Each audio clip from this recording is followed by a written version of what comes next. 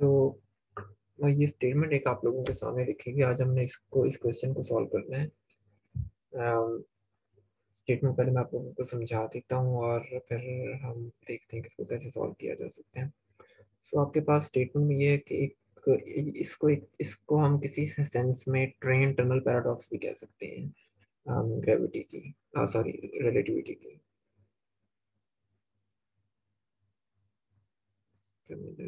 Draw.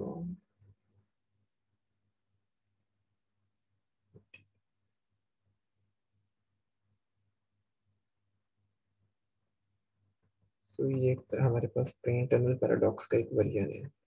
आपको इससे related paradox internet पे काफ़ी मिल जाएंगी। तो पैराडॉक्स अभी हम देखते हैं कि पैराडॉक्स होती क्या, और इसमें हमारे पास क्या क्या इश्यूज आ रहे हैं जिसकी वजह से हम इसको पैराडॉक्स कह रहे हैं। आपके पास एक ट्रेन है। मैं आपको स्टेटमेंट पहले समझा देता हूँ इसकी। तो आपके पास एक ट्रेन है और एक टनल है, दोनों की लेंथ हमने एल एज्यूम की हुई है। तो आपके पास ट्रेन और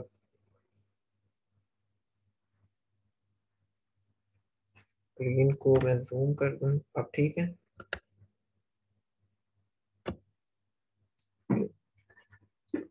सो आपके पास एक ट्रेन है और टनल है, दोनों की प्रॉपर लेंथ आपके पास एल है।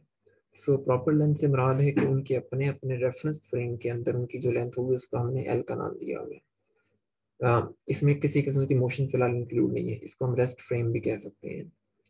ट्रेन टनल की तरफ मूव कर रही है, उसकी कोई वेलोसिटी v है।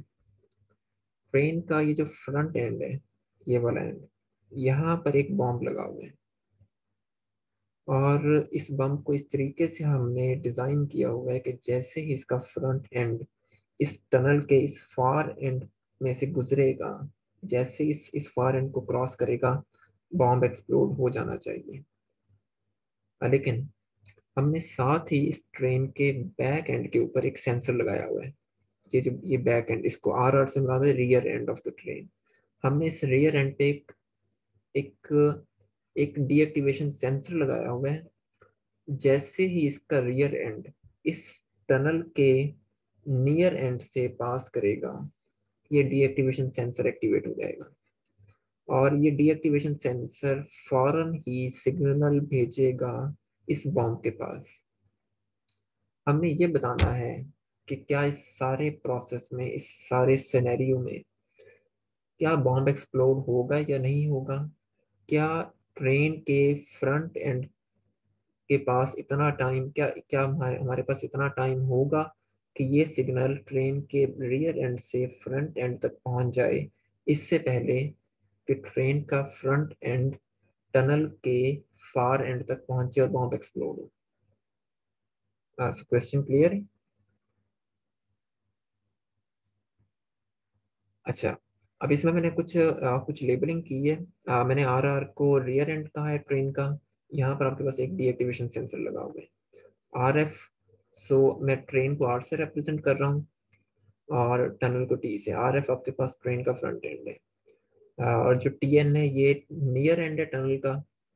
नियर से मुराद है कि वो हिस्सा जो इस वक्त ट्रेन के करीब है, और टी एफ से मुराद है फार एंड, जो इस वक्त ट्रेन से दूर है, या टनल का आखिरी हिस्सा जहाँ से ट्रेनें बाहर निकल रही हैं। सो अब हमने, और हमारे पास कंडीशन ये है कि जैसे ही आपके पास आर एफ टी एफ को पास करता है, यानी कि ट्रेन का फ्रंट एंड पास करता है टनल के फार एंड को, ट्रेन का फ्रंट एंड टनल के फार एंड को पास करेगा तो बॉम्ब एक्सप्लोड हो जाएगा।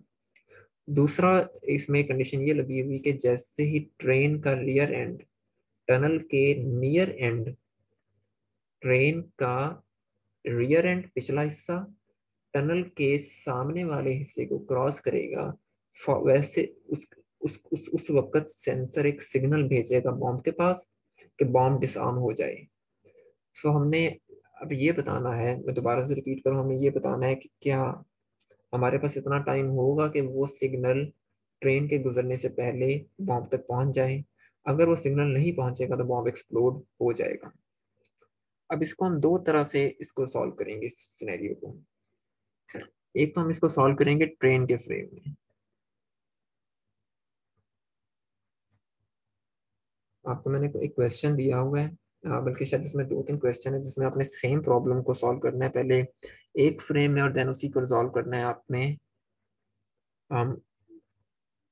किसी दूसरे फ्रेम के अंदर, और दोनों देन रिजल्ट्स को हमने कंपेयर करना है।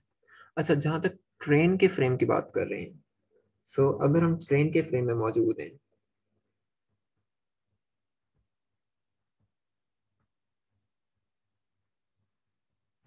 हमारे पास ट्रेन की जो लेंथ आएगी वो तो एल के बराबर आएगी, लेकिन जो टनल की लेंथ है वो तो एल के बराबर नहीं होगी, क्योंकि हमारे लिहाज से टनल मूव कर रही है और हम क्योंकि ट्रेन में मौजूद हैं तो ट्रेन रेस्ट की हालत में है। तो लिहाजा हमें ये लगेगा कि टनल की जो लेंथ है वो कॉन्ट्रैक्ट हो रही है।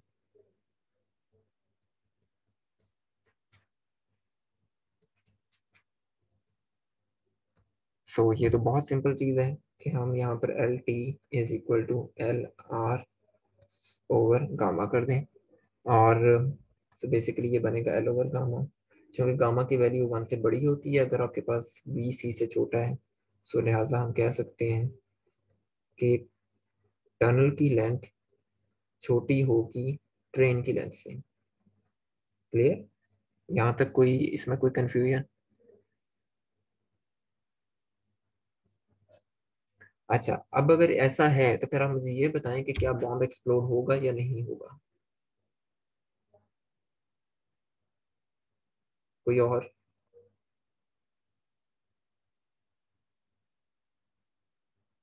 एक्सप्लोड हो जाएगा, क्योंकि अगर मैं यहाँ पर एक डायग्राम ड्रॉ करूँ, सो लेट्स सपोज कि आप इनिशियली, अब हम ट्रेन के फ्रेम में देख रहे हैं,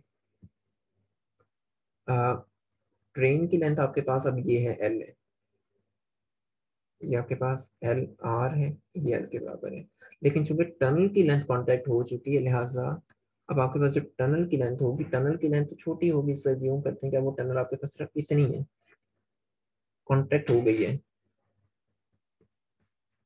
सो लिहाजा ट्रेन तो जारी बात है बहुत पहले इसमें से गुजर चुकी होगी, क्योंकि सिग्नल को ट्रेन के रियर एंड से ट्रेन के फ्रंट एंड तक पहुंचने के लिए ज्यादा फासला तय करना पड़ रहा है, जबकि टनल कांटेक्ट हो चुकी है। सो बेसिकली एक तरह से टनल श्रिंक हो गई है। सो टनल की लेंथ कम हो गई है, जबकि ट्रेन की लेंथ उतनी की उतनी है, लिहाजा सिग्नल तो नहीं पहुंच सकेगा उससे पहले, क्योंकि ट्रेन की लेंथ बड़ी है, सिग्नल को ज्यादा फासला तय करना पड़ रहा है एज कम्पेयर टू जितना फासला ट्रेन को टनल तक पहुंचने के लिए कवर करना पड़ रहा है। तो लिहाजा बॉम्ब एक्सप्लोड हो जाएगा। यहाँ तक क्लियर है? ये क्लियर हो गया ना कि क्यों बॉम्ब एक्सप्लोड होगा। अच्छा, यहाँ पे तो हमें कोई मसला नहीं है, तो बहुत एक ट्रिवियल सा रिजल्ट था। सो हम कह सकते हैं कि मैं यहाँ पर लिख देता हूँ थोड़ा सा डिटेल से। सो हम कह सकते हैं कि आर एफ रीचेस,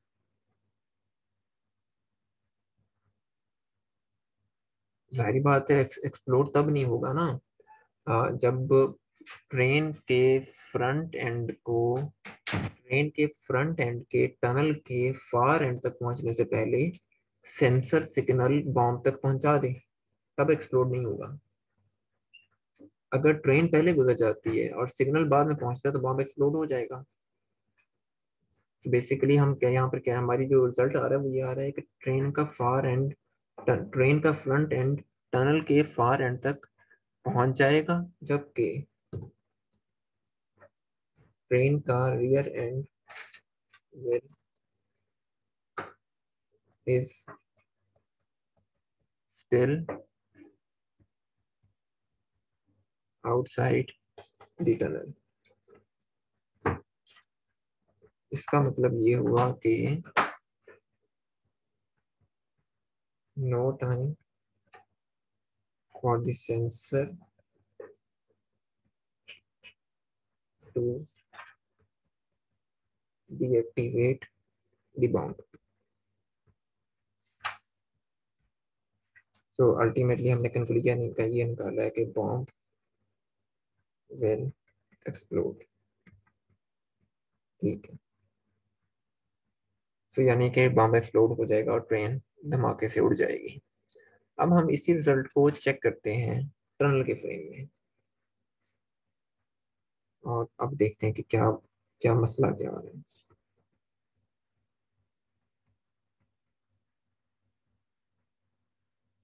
अच्छा, अगर हम टनल के फ्रेम में है तो आपके पास ट्रेन की लेंथ कांटेक्ट होनी चाहिए और टनल की लेंथ उतनी ही रहनी चाहिए।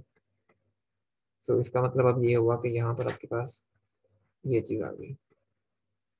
ये रिजल्ट एक बड़ी ही हैरान कुन बात बता रहा है कि अब यहाँ से हम क्या नतीजा निकाल सकते हैं। अच्छा, यहाँ से आप ये नतीजा निकाल सकते हैं कि ट्रेन की लेंथ तो अब कॉन्ट्रैक्ट हो रही है आपके पास। अगर ट्रेन की लेंथ कॉन्ट्रैक्ट हो रही है तो इसका मतलब है कि इससे पहले कि आपकी ट्रेन टनल के दूर वाले किनारे तक पहुंचे, क्योंकि अब सिग्नल को कम वक्त तय करना पड़ रहा है, ट्रेन को ज्यादा वक्त तय करना पड़ रहा है, तो सिग्नल कम वक्त में पहुंच जाएगा बॉम्ब तक, इसके बजाय कि ट्रेन टनल तक पहुंचे। ऐसे ही होगा।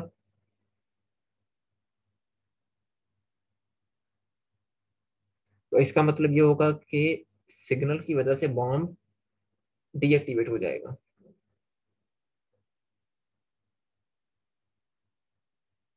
तो बॉम्ब एक्सप्लोड नहीं होगा। अच्छा, अब हम अपने ना, अब जो अभी तक हमने कंक्लूजन निकाला है वो यहाँ पर लिख लेते हैं कि train length will be contracted. ये मैं इसलिए यहाँ पर लिख रहा हूँ साथ साथ ताकि आपको बाद में ना इसको ये समझने में दोबारा भी आसानी रहे।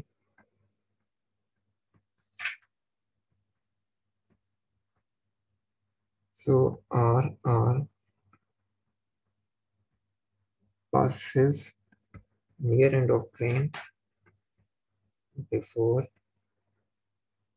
F reaches TF।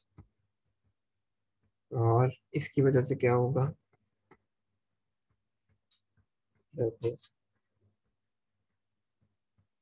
there would be enough time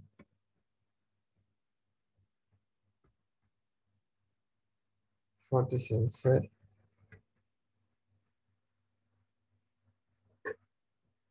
to send signal to disarm the bomb।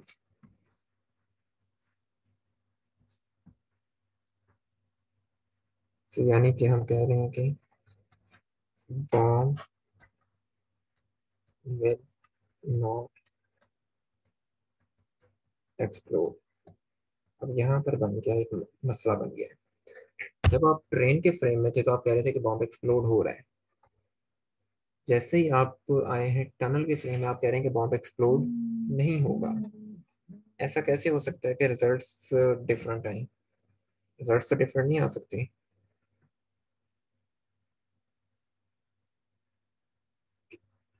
नहीं, उसकी वजह रिलेटिविटी के वजह वजह से भी रिजल्ट्स डिफरेंट तो नहीं आने चाहिए। अब इसका मतलब तो ये होगा, मतलब ये बिल्कुल ऐसे समझे ना कि ट्रेन के अंदर एक शख्स मौजूद है, एक शख्स टनल पे खड़ा हुआ है। अगर टनल के अंदर टनल वाला, सॉरी, ट्रेन पे बॉम्ब लगा हुआ है, ट्रेन वाला शख्स अगर अपने फ्रेम में मेजरमेंट करता है तो उसके मुताबिक तो बम फटने से उसको मर जाना चाहिए। लेकिन अगर वो टनल के फ्रेम में मेजरमेंट करता है फिर तो वो जिंदा रहेगा। तो ऐसे तो नहीं हो सकता।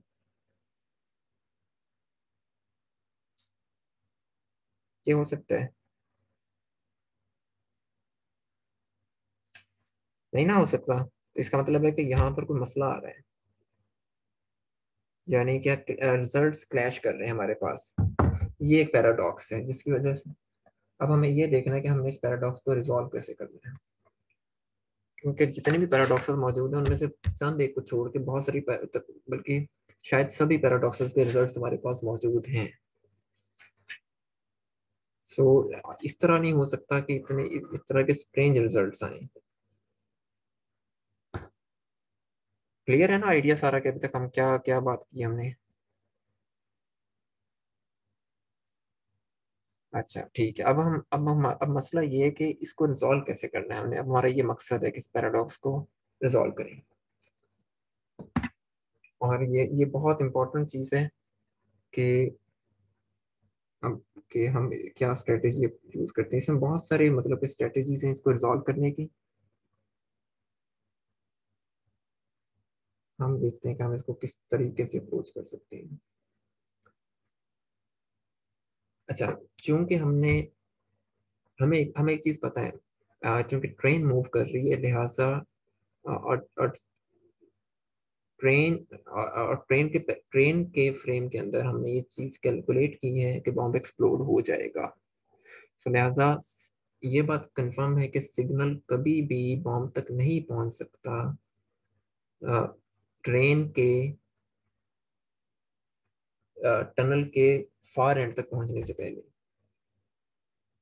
सो हमारी प्रोपोजिशन इस वक्त ये है कि यहाँ पर हम अपनी प्रोपोजिशन लिख लेते हैं।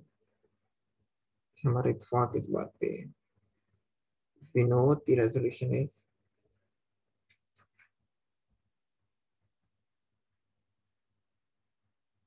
signal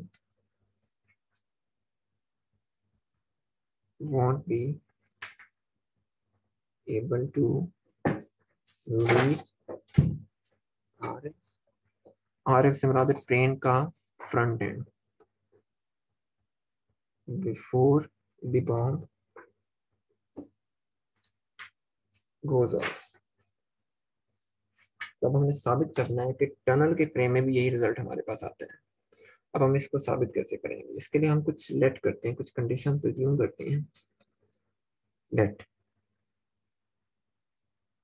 हम दो टाइम्स अज्यूम करते हैं। एक को मैं टीएल कह देता हूँ। टीएल आपके पास कौन सा टाइम है? Time that the signal takes to get to the front end of the train। यानी कि ये वो टाइम है जो सिग्नल को ट्रेन के पिछले हिस्से से ट्रेन के अगले हिस्से तक पहुंचने में लग रहा है। एक टाइम मैं डिफाइन कर देता हूँ T T, T sub T. ये वाला टाइम है time that the signal takes to reach the front end of the train, reach from the front end of the train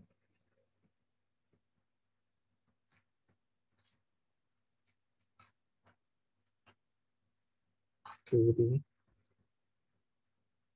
far end of the tunnel।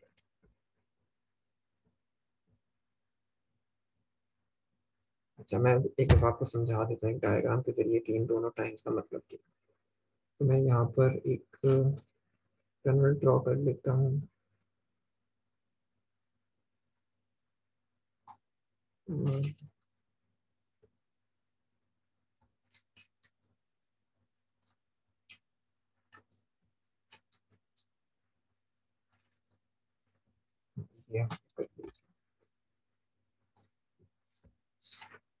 इसको मैं कह देता हूँ और इसको मैं कह देता हूँ टनल। अब होगा ये कि अब ये दोनों टाइम उस वक्त स्टार्ट होंगे जब ये यहाँ पर जंक्शन बनेगा।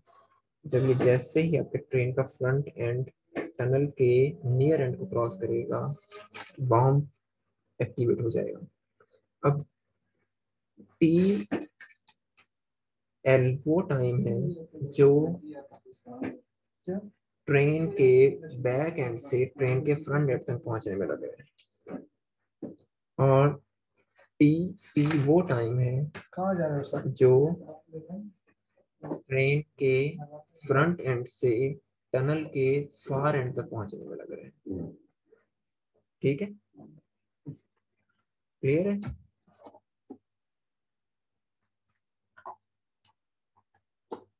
यहाँ तक कोई मुश्किल इस अच्छा, मैं इसको ना दोबारा से यूज कर देता हूँ। ये टी आर है और ये टी टी। अच्छा, हम एज्यूम ये कर लेते हैं कि आपके पास जो मैक्सिमम स्पीड भी आ रही है ना, सिग्नल के पहुंचने की वो स्पीड ऑफ लाइट हो सकती है। अब ये सारा कुछ उसी वक्त सही साबित होगा अगर हम ये साबित करें कि टी टी लेस देन है टी एल से। सॉरी, इसको मैंने एल कहा था, हाँ नहीं कहा था। यानी कि सिग्नल को पहुंचने में ज्यादा वक्त लग रहा है, ट्रेन को पहुंचने में कम वक्त लग रहा है। अगर ऐसा साबित कर दूं मैं, तो इसका मतलब है कि बॉम्ब एक्सप्लोड हो जाएगा, वरना नहीं होगा। सो ये चीज हमने साबित करनी है। अच्छा, अब उसको साबित करने से पहले हमें कुछ और चीजें कैलकुलेट करनी होंगी। वो क्या होंगी, हम लेट कर लेते हैं कि जो सिग्नल है वो मैक्सिमम पॉसिबल स्पीड पे जा सकते हैं। Let the speed of signal is the maximum possible speed, यानी कि स्पीड ऑफ लाइट सी के बराबर है। सो अब आपके पास जो डिस्टेंस को तय करना पड़ रहा है, जितना आपके पास ट्रेन का लेंथ है प्लस जितना वो डिस्टेंस कवर कर रही है, is equal to C T L. ये आपके पास इक्वेशन ऑफ मोशन बन गई है। हमें ये पता है कि टनल के फ्रेम में ट्रेन की जो लेंथ है वो एल बाई गामा के बराबर है। इसको अब हम सिंप्लीफाई कर रहे हैं, सिर्फ C T L minus V T L is equal to L by gamma. So C minus V TL is equal to L by gamma. तो यहाँ से आपके पास TL की वैल्यू आ गई L by gamma over C minus V। Clear है, ये हमने TL निकाल लिया है। यहाँ तक कोई कंफ्यूजन है? किसी भी पॉइंट पे कोई कंफ्यूजन हो तो उसी वक्त पूछ लीजिएगा। Here L by gamma indicates that we are observing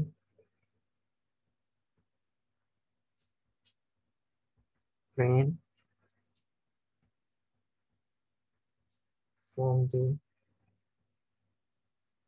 grounds of tunnel frame।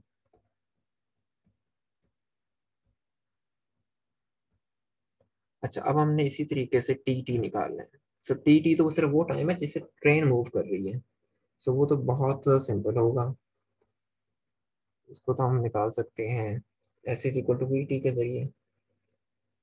और हमें पता है कि ये हम लोग कैसे कैलकुलेट करेंगे, जो एस से बेसिकली वो डिस्टेंस है टनल का, माइनस जो ट्रेन का डिस्टेंस है, जो जिस तरह ट्रेन आगे अप्रोच कर रही है वो डिस्टेंस कम होता जा रहा है। सो लिहाजा कम, सो बेसिकली वो आपके पास टी टी है। और टनल के फ्रेम के अंदर टनल की लेंथ एल ही होगी, इसकी लेंथ एल बाई गामा होगी। यहाँ से वी टी टी कर लें। सो टी सब टी की वैल्यू आपके पास आ जाएगी L minus L by gamma over V. ये आपके पास दोनों टाइम निकाल लिए। जब ये हमने दोनों टाइम निकाल लिए तो हमें पता है कि to resolve this paradox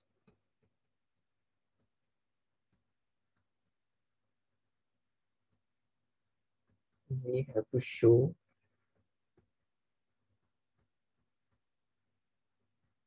t t t sub t is less than t sub l for all v। सारी स्पीड्स के लिए रिलेशन ठीक है, even at v is equal to c पे भी ये रिलेशन ठीक है। चलिए अब हम ये काम करते हैं और चेक करते हैं कि क्या रिलेशन ठीक है या नहीं है। So T sub T less than T sub L, इनकी वैल्यूज इंसर्ट कर देते हैं। L minus L by gamma over V less than L over gamma over C minus V. हम चेक कर लेते हैं, सी माइनस वी है और वी ठीक है। अब हमारे पास सिर्फ ये सिंप्लीफिकेशन है कि हम इसको सिंप्लीफाई कैसे करना है। दोनों तरफ से हम एल कर देते हैं कैंसिल आउट, कॉमन लेके one over one minus gamma over V less than one over gamma over C minus we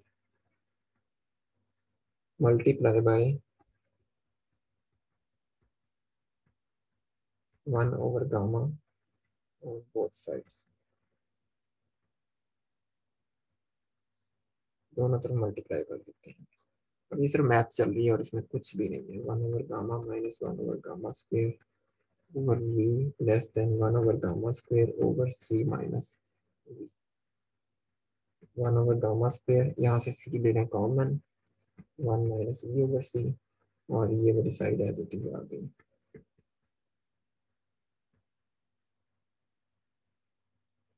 इसको और सिंप्लीफाई कर लें, हमें पता है since gamma is equal to 1/1 minus V square over C square, so लिहाजा gamma square is equal to 1/1 minus V square over C square. तो यानी कि 1/गामा स्क्वेयर आपके पास बराबर आ जाएगा 1 minus V square over C square के। ये वैल्यू दोनों तरफ कर देते हैं हम इंसर्ट। सो ये वाली वैल्यू हम इसमें भी इंसर्ट कर देते हैं और इसमें भी इंसर्ट कर देते हैं, और फिर हमारे पास कुछ सिचुएशन ये बन रही है 1/गामा minus 1 minus V square over C square over V less than 1 minus V square over C square over C into 1। इसको A square minus B square की टर्म आ रही है, इसको एवेलुएट कर देते हैं।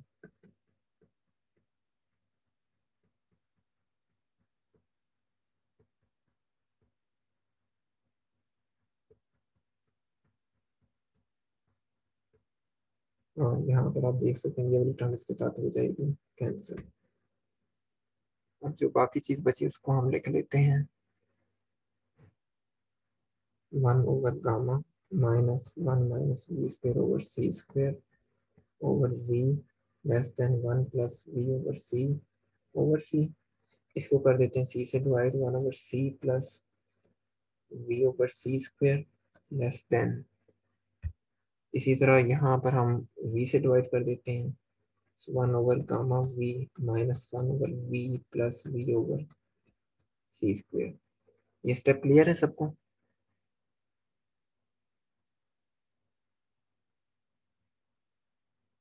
ये हो गया कैंसिल इसके साथ। सो अब इसको मजीद सिंप्लीफाई कर लेते हैं, 1/गामा v less than 1/c plus 1/v। So 1/v as it is रहने देते हैं, 1/गामा की वैल्यू पुट कर देते हैं, यहाँ से इसका एलसीएम ले रहे हैं, v plus C over C V. इस सिर्फ सिंप्लीफिकेशन चल रही है और इसमें कुछ अभी हम फिजिक्स नहीं कर रहे। ये मैं इतनी डिटेल में इसलिए करूँ ताकि आपको अंदाजा हो जाए कि इसमें हम यूजली किस तरीके से सिंप्लीफिकेशन करते होते हैं, क्योंकि बाज़ हम कुछ नंबर्स ऐसे आ जाते हैं कि वो आपको लग रहा होता है कि वो इन्फिनिटीज दे रहे हैं। सो ये चीज़ बन गई, यहाँ पर ये सी इसके साथ कैंसिल हो गया, और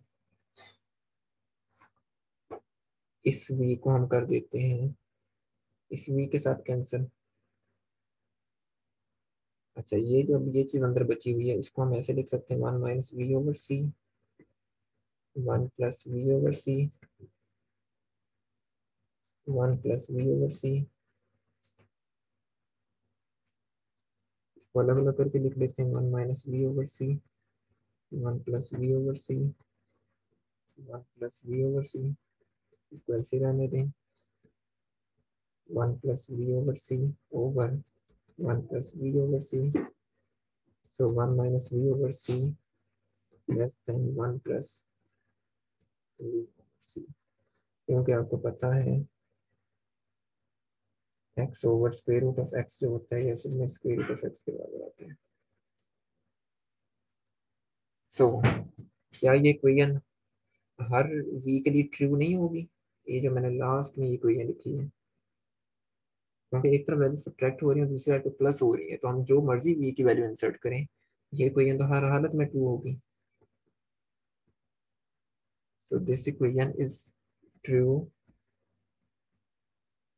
for all v greater than 0, so pn will be less than, always less than p sub, sorry,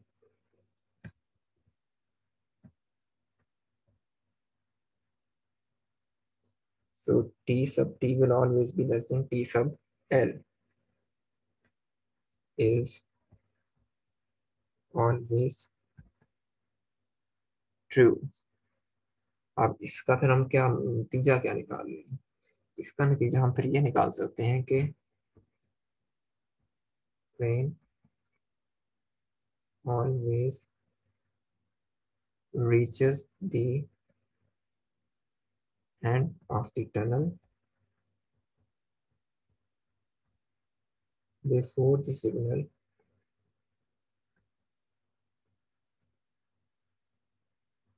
reaches the end of the train। So bomb will explode in will explode always, यानी in all inertial frames। तो यही Einstein का postulate यही नहीं कहता था कि laws of physics will remain same in all inertial frame of references. तो अगर ये पैराडॉक्स होती तो इसका मतलब है कि ये रिजल्ट गलत होता। तो इसका मतलब है कि आइंस्टाइन की रिलेटिविटी में कुछ मसाइल हैं अगर पैराडॉक्स एग्जिस्ट करती, लेकिन हम देख रहे हैं कि पैराडॉक्स एग्जिस्ट नहीं करती। Is it clear? सो इस तरीके से हमने इस पैराडॉक्स को रिजॉल्व किया है। सो रिलेटिविटी में बहुत सारी पैराडॉक्सेस हैं। असल तरीका ये है हम पैराडॉक्स को रिजॉल्व कैसे करते हैं। इसमें अगर कोई कंफ्यूजन है, आपको कोई क्वेश्चन है, तो आप पूछ लें मुझसे, डिस्कस कर लें। वरना हमारा बस ट्यूटोरियल तो इतना ही था।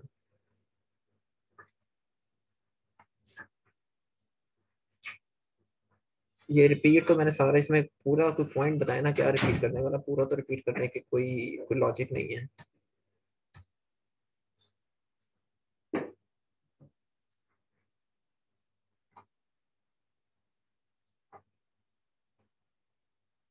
असल में उसका मसला ये होता है कि सवाल ये कि फिर पैराडॉक्स अराइज क्यों हो रही है, या आपको ये देखना पड़ेगा। सो असल में जब हम यहाँ पर बात कर रहे थे कि लेंथ कॉन्ट्रेक्शन हो रही है टनल के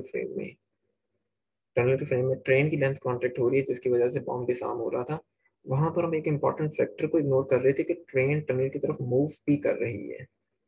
सो बेसिकली हम उस अप्रोचिंग स्पीड को निगलेक्ट कर रहे थे, और हम वहां पर एज्यूम नहीं कर रहे थे कि अगर ट्रेन मूव कर रही है, सो सिग्नल का जो टाइम पहुंचना है ट्रेन के दूसरे एंड तक पहुंचने में, या फिर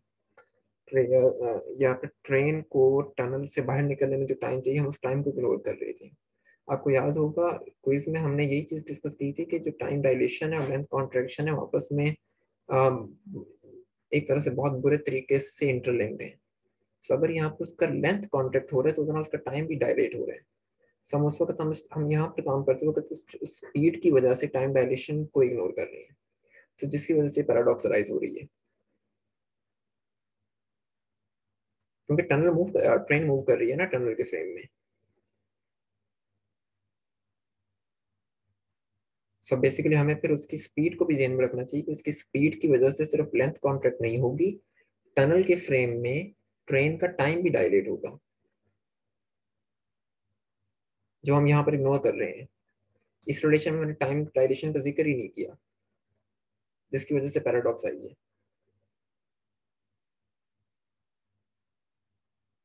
तो ये रीजन है इसकी।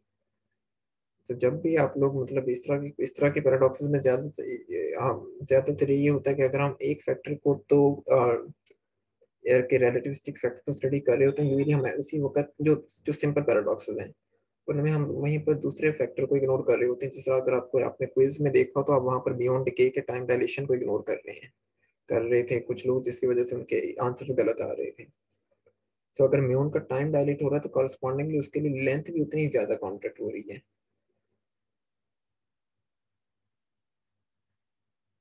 तो यहाँ पर भी यही रीजन है, जो हमने फिर यहाँ पर बाद में टाइम को इंक्लूड किया है।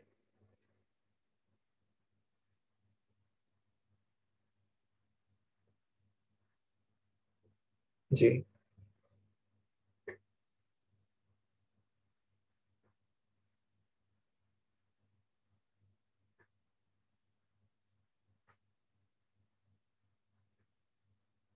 नहीं, टनल के फ्रेम में रहते हुए तो हम ये देखना है ना कि टनल के फ्रेम में रहते हुए ट्रेन का टाइम कितना पड़ रहा है, ट्रेन का टाइम डायलेट हो रहा है या नहीं हो रहा है। मतलब ट्रेन का टाइम डायलेट होने से मुराद है कि वो टाइम जो सिग्नल को सेंसर से बॉम्ब तक पहुंचने में लगना है, वो टाइम डायलेट हो रहा है या नहीं हो रहा। और हमने यहाँ पर वही साबित किया कि वो टाइम भी, अगर वो लेंथ कॉन्ट्रैक्ट हो रही है टनल के फ्रेम में, ट्रेन की लेंथ कॉन्ट्रैक्ट हो रही है, तो सिग्नल का ट्रेन के एक एंड से दूसरे एंड तक पहुंचने का टाइम भी डायलेट हो रहा है। तो यहाँ ये बेसिकली ये जो रिलेशन है, ये आखिर में जो हमने किया है कि ये रिलेशन ट्रू रहता है जब तक आप टनल के फ्रेम में कैलकुलेशन कर रहे हैं। आप इसको अदर वे अराउंड चेक कर सकते हैं। आप आप इस तरह करें, हाँ ये एक अजीब, वैसे एक अच्छी होमवर्क एक्सरसाइज बन सकती है। आप उल्टा काम करें, आप बॉम्ब और सेंसर लगा दें टनल के ऊपर बजाय ट्रेन के। फिर आपका जो ऊपर वाला रिजल्ट है जो हमने ये निकाला था, ये वैलिड नहीं रहेगा। फिर ये रिजल्ट वैलिड नहीं रहेगा ट्रेन के फ्रेम में। सो यहाँ पर फिर आपको इसकी टाइम वेरिएशन कैलकुलेट करनी पड़ेगी। फिर आपको इसके लिए टाइम डायलेशन कैलकुलेट करनी पड़ेगी, लेकिन वो टाइम डायलेशन किसी नेगेटिव साइन के साथ आएगी।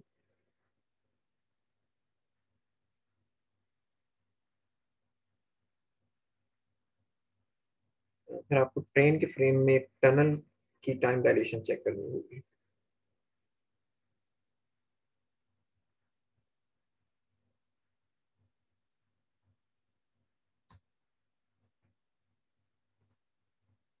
जी। और क्वेश्चन, इसी वीडियो वैसे मैं अपलोड कर दूंगा अभी थोड़ी देर में। सो अगर आपको कोई इशू हो तो आप उसको देख सकते हैं। और मैं ये इसकी ना पीडीएफ फाइल भी अपलोड कर दूंगा इसके सोल्यूशन की।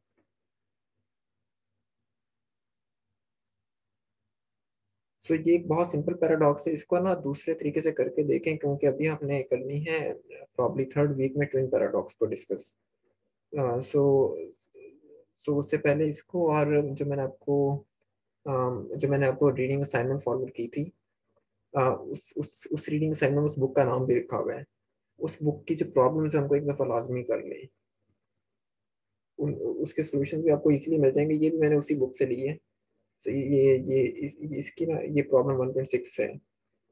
सो मॉडर्न की किताब की आप इसकी बाकी प्रॉब्लम्स भी कर रहे हैं तो ये आपकी काफ़ी अच्छी प्रैक्टिस करवा देगी। इसमें और भी पैराडॉक्सेस दी हुई है इस किताब में।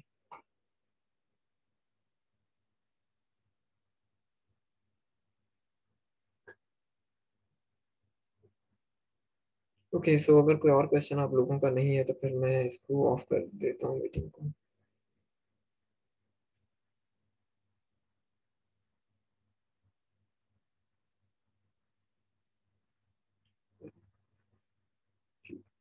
ओके, अल्लाह हाफिज़।